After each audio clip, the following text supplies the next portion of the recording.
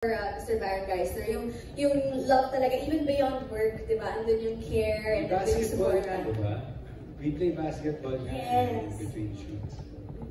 Gusto ko doon may accountability. May accountability kami sa inyo. That's okay. Thank you, Baron. Appreciate it. I'm sure everyone will remember those words coming from the heart. Who would like to answer next? Bakit niyo po tinanggap ang project na to and what makes it different from your past projects? Maurice?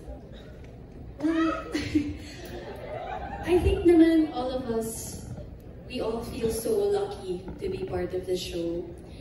Kasi nung nalaman namin, miniting kami, nung nalaman namin na naging part na kami, it's super exciting kasi this production, even nung pagkasabi ni Direk Lester, they all want to reach something for action here sa Philippines. And sobrang happy kami, naging part kami nito kasi gusto talaga nila mag-break ng boundaries lahat. Marami silang gusto i-achieve.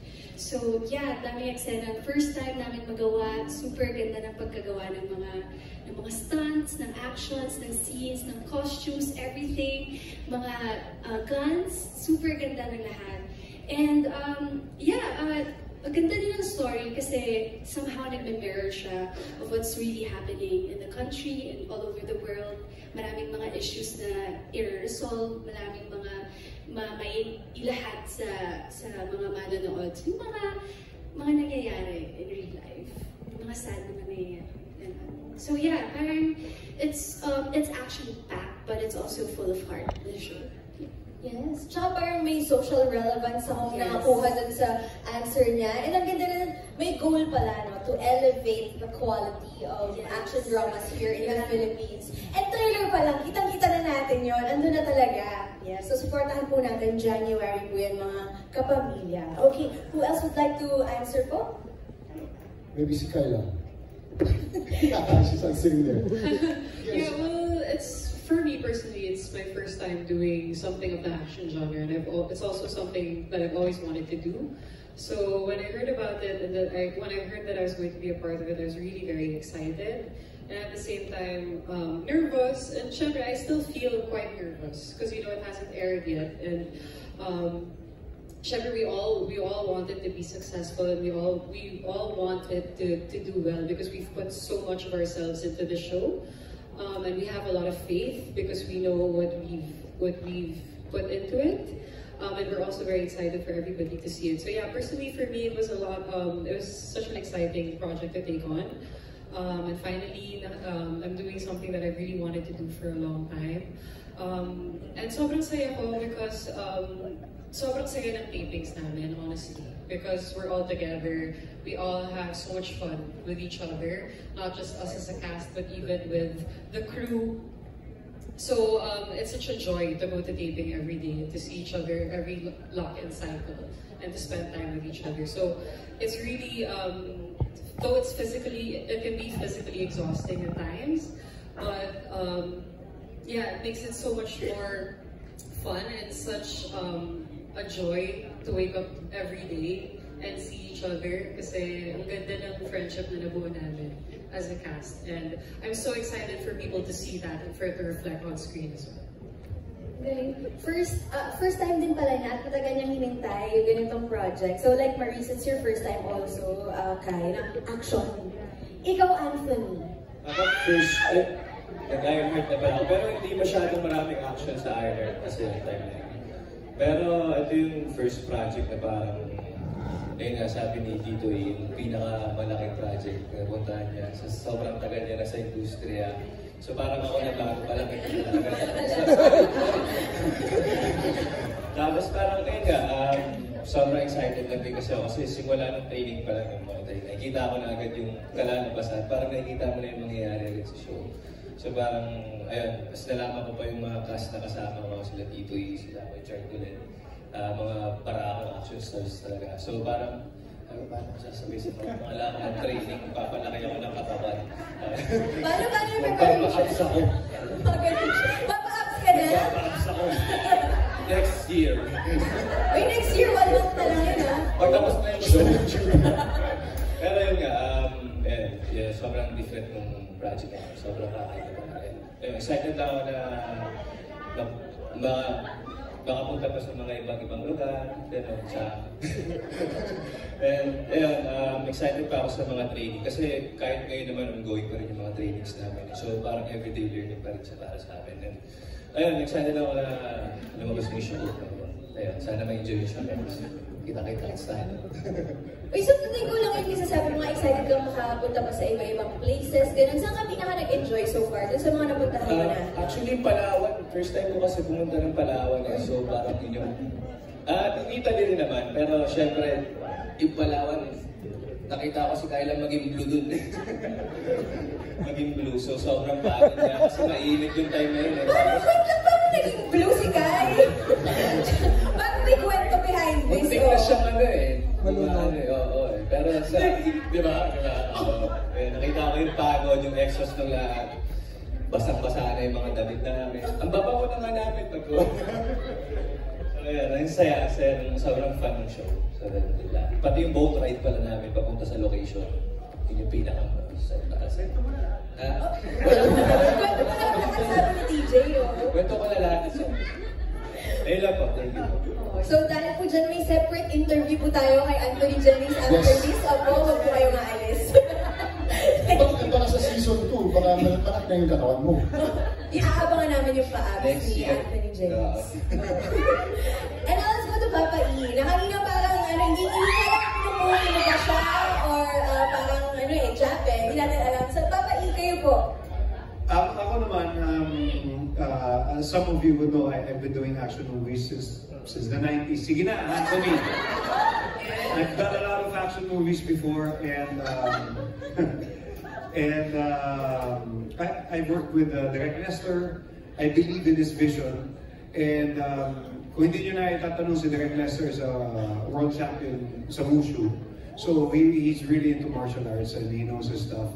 And that's why he has a pool of stuntmen also who are well trained. So ibang level talaga. And I've worked with them, Direk Lester and Chard also sa last show, diba? Sa Ironheart. And then it's always challenging to kasi gusto ni Direk Lester lagi i-elevate yung kayang gawin. And I believe in his vision kasi ultimately si Direk Lester gusto niya hindi lang dito sa Pilipinas pero gusto niya ipakita sa foreign market na yung mga Pilipino kaya namin sumabay. Gusto namin gumawa ng ganito quality, and he wants to open doors for all of us. Kasi nga dito sa Philippines napakaraming magagaling na writers, directors, actors, and sanay tayo sa industriya kasi mahilig tayo sa pelikula at sa TV. And yun lang, lagi nang nagiging problema naman yung resources natin. So hopefully, pag sinuwerte, it might open doors and we'll have more resources because ako din, I believe in the Filipino talent talaga. So, Yes! Hinahangad din natin lahat bukod sa pagpapasaya ng ating mga kapamilya, yung mayroong pang higher purpose, di ba? Itong mga ginagawa natin. And that is to elevate the Filipino talent, to showcase ang ating kakayahan sa buong mundo. And we hope to do this through Incognito na again sa January na po natin mapapanood. Maraming salamat po, Sir Ian. Pagpakan natin yung mga cast and the heads. And now, let's hear from, you mentioned resources. Sir Richard Gutierrez, alam ko nung The Ironheart na nakuwento nyo rin sa media ko na talagang tumutulong din kayo behind the scenes, production side of things also, sa Cebu, gano'n. So, kayo po ano pong masasabi nyo dito sa project, Sir Richard, and what makes this different, and also yung ano po yung gusto nyo i-share sa lahat po about Incognito? Dami ng tanong, hindi ko alam sa nagsisigay. Ano po yung sinabi? Don't pressure is real. Tapos na yung interview na relax na ako. Well, nung binubuo pa lang yung Incognito, exciting na kagad siya. Kasi from the very beginning, we wanted ensemble cast, group of artists. And we are blessed na nabuo namin itong grupong ito. Sa Ironheart pa lang, we wanted to elevate the action na. And I think we somewhat succeeded with Ironheart. But this time around, we want to elevate even more. Kaya pa namin i-push it. With the right timing, right budget and location and creativity, kaya pa. So, nabigyan kami ng opportunity dito sa Incognito. And I think isa rin sa mga magagandang aspects ito ng Incognito is we will be showcasing different locations. Ang ganda ng mga locations namin dito talagang kabang-abang, both the Philippines and internationally, makikita nyo yung sa show. And yun, it's been a dream project of mine actually, this kind of concept. Matagal ko nung ni-research yung ganitong klaseng concept about private military contractors. I've been a fan of this concept. I've been reading books through the years about this, and finally, isa ko to sa mga consider kong dream projects ko. I've been wanting to do something like this for a long time. Finally, it's here. Gusto kong pasalamatan ng ABS-CBN for giving us the opportunity to create a project like this na you know, sana ma-enjoy ng mga audience natin worldwide. Dahil talagang markang Pilipino ito, and talagang pinaghandaan at pinaganda para sa audience natin. And it's a new flavor of action. May-enjoy niyo ito. Well said. Veteran, right? And he's done so many movies. Actually, random question. How many movies or TV series have you actually done? Siguro kalahati nung nagawa ni Kuya. Bunot po si Mr. Ian Bernardo today. Birthday. Malago. Yes. Okay, and last but not least, of course, Mr. Daniel Padilla. Would you like to hear the question again? What made you accept the show, and what makes it different?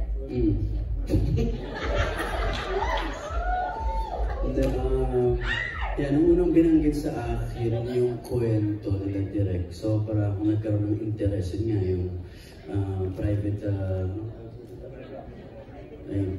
military contractor. Kasi, tapos nabanggit pa kung sino mga kasama. Ha? Tapos kinumbinsi ako na dito iyan. Tinawagan niya ako. Tapos excited niya. Pero na-excite din ako, parang ibang timpla na rin, ano. At ngayon nga, yung binabanggit nila na elevation, parang gusto kong maging parte ng, di ba? Iba rin yung mga apoy sa mata ni Direk Lester nung binabanggit sa akin yung kwento at yung pupuntahan ng ng show namin. So sabi ko, yeah, gusto kong maging parte nito. So, thanks guys. Happy to be a part of this. Thank you. Thank you, Daniel. Actually, after Ironheart. Yes, Richard. Ito kwento na ako, after Ironheart, nagkasama kami ni Daniel sa isang gathering party. Tapos, kinausap ko siya na sana gumawa tayo ng action. Sabi ko, bagay sa'yo mag-action, dapat gumawa tayo ng action. And then after a few months, boom, ito na nangyari na dito. So, parang it's meant to happen. Na-manifest pala ni Mr. Richard Gutierrez. Sabay-sabay tayo. Response, salamat Richard Gutierrez.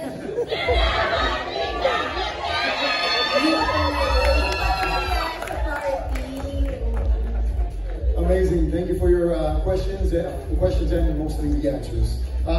We would like to acknowledge one of the writers who is here with us today, J.D. Cruz. Over there, hi, JD. Thank you very much. Mentioning the writing, it's a lot of writing to do, right?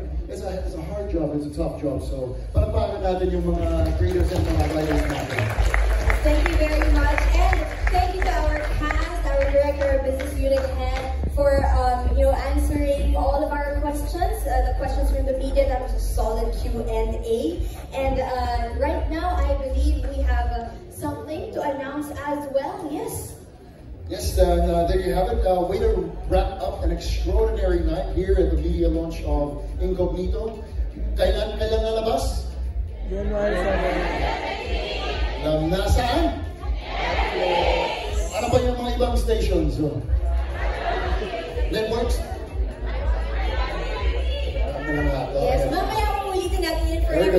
watching via live stream na hindi nakikinig yung crowd. Don't worry, we'll repeat that. But right now, we'd also like to thank everyone behind today's event. First of all, our director, Direk John Paul. Thank you very much. Good job. Thank you, thank you. Pauline, yes, our head of promo and advertising, Sir Nico Del Rosario. Our head. Hi, Sir Mix. Thank you very much. And to all of our staff and crew, salamat po sa inyong lahat. Our friends from the media, maraming salamat. Especially mga fans natin.